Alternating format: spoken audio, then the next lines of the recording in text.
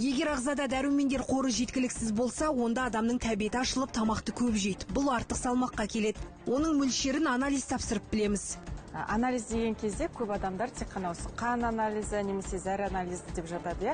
Бұдан бөлек осы витаминдерге де анализ тапсыру қажет. Сізде егерде бір шағымдарыңыз болса, яғни өзіңізді жайсыз сезініп, белгілі бір ауырсыну сезімдері болса, сіз өзіңіздің аймақтық дәрігеріңізге барасыз. Екіншіден, ол дәрігер сізге белгілі анализдерді осы симптомдарға байланысты тағайындайды. Сосын сіз анализ тапсырып, сол анализбен сол дәрігерге барасыз. Дәрігер сізге анализіңізге қарап, өзінің витамин мөлшерін жазып береді. Соны ғана ішу керексіз.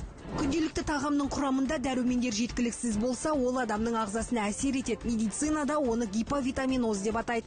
Неге анализ тапсыру керек? Себебі сізде егерде көп мөлшерде витамин ішіп қойсаңыз, ол гипервитаминоз ауруына алып келеді. Ал бұл ауру кезінде сіз интоксикацияға ұшырайсыз. Интоксикация кезінде бас ауру, түрлі құсу, және теріде түрлі жаралардың пайда болуы, бас айналу сияқты симптомдар байқалады. Анализсіз ешқандай витаминді қабылдауға болмайды.